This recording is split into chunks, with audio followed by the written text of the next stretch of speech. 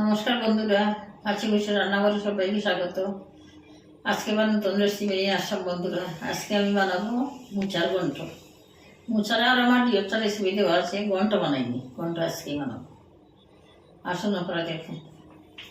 এই যে তখন এই মোচাকে কেটে সুন্দর করে দিয়ে আর এইটা কাটিনি এখন আপনাদেরকে দেখানোর জন্য। এটা এখন কেটে একটুখানি বয়েল করবো।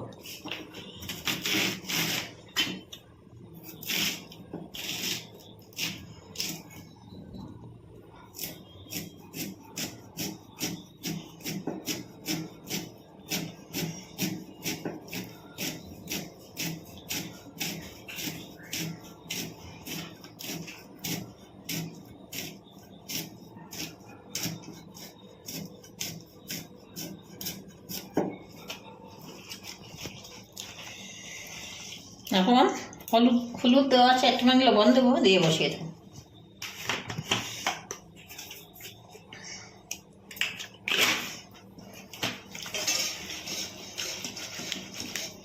এদিকে আলু ছোটো ছোটো করে কেটে বয়েল বসিয়ে দিয়েছি।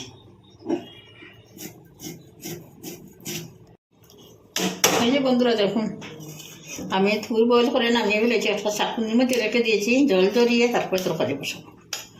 দিয়ে আলু আমার বয়েল হয়ে গেছে। এখন কড়াইটা আগেই বসিয়ে দিয়েছিলাম, কড়াই গরম হয়ে গেছে। এখন দিয়ে দেবো তেল। আমি সরষের তেল দিয়ে রান্না করছি।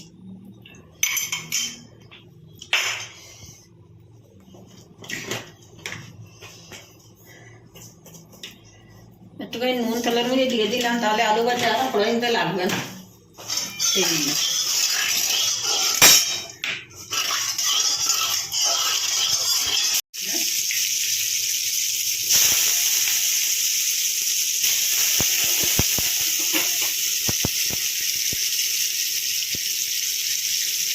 আলু দিয়ে দিলাম। এখন একটু হলুদ দেবো,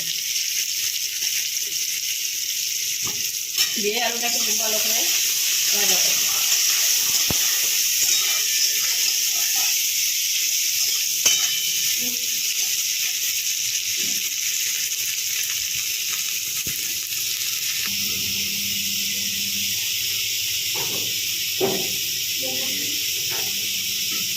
এখন আলু আমি লাল লাল করে ভাজা করে ফেলেছি, এখন উঠিয়ে নেব।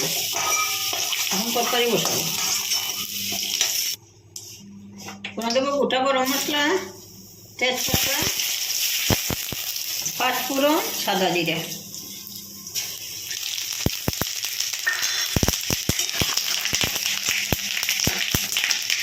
গুঁড়ো ধরে গুঁড়ো, হলুদ গুঁড়ো, লঙ্কার গুঁড়ো, নুন একসঙ্গে রেখেছিলাম, ওটাকে পেস্ট করে লঙ্কা বাজারে কিন্তু সুন্দর গন্ধ বেরিয়েছে। এখন দিয়ে দেবো মশলাটা।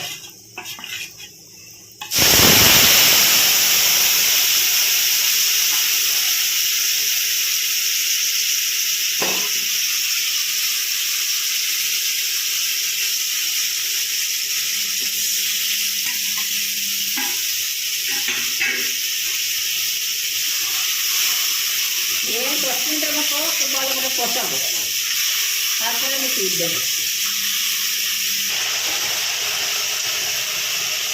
এখন দিয়ে দেবো আদা আর কাঁচা লঙ্কা একসঙ্গে বাটা। লাল কাঁচা লঙ্কা বন্ধুরা আছে, যেন আদাটা লাল হয়ে গেছে। এটা আস্ত কাঁচা লঙ্কা।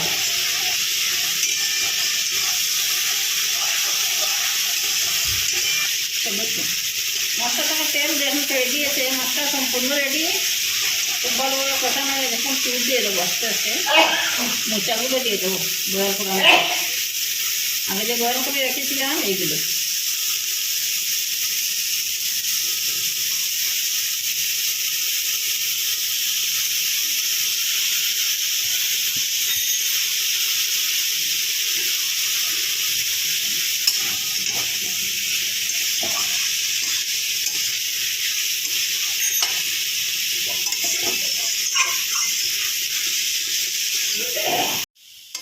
এখানে আমি খুব ভালো করে 10 মিনিট কষিয়েছি, এটাকে জল দেওয়ার প্রয়োজন নাই, আগেই তো বয়েল করে রেখে দিয়েছি।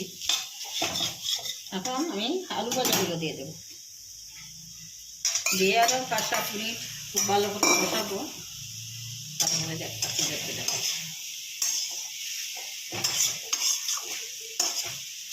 এবার তাহলে বয়েল হয়ে যাবে আলুগুলো ভালো করে। কিছুটা বয়েল আছে।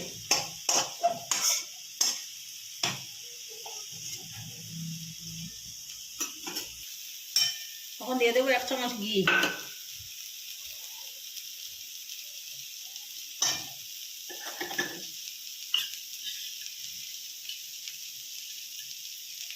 এই চামচ হলে 1 চামচ গরম মশলা, অল্প কয়েকটা কিশমিশ,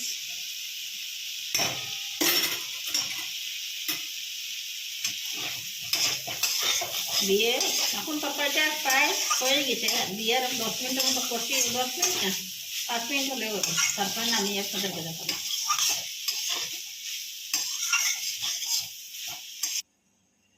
দেখেন বন্ধুরা, আমার তরকারিটা পরিবেশন করে দিলাম, দেখেন আপনাদের কীরকম লাগছে। এইভাবে বানিয়ে খেয়ে দেখেন কীরকম লাগে। তুর খুব ভালো শরীরের পক্ষে, তুর বানিয়ে খেয়ে প্রায়ই খাবে, তাহলে শরীর স্বাস্থ্য ভালো থাকবে, রক্ত রক্ত হবে শরীর।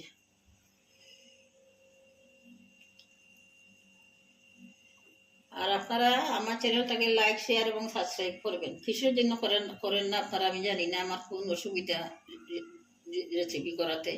যদি কোনো ভুল থাকে তাহলে কমেন্টে আমাকে জানিয়ে দেবেন। আজকের জন্য এখানেই শেষ করছি। ভালো থাকবেন, সুস্থ থাকবেন, দেখা হবে আগামী রেসিপিতে। নমস্কার।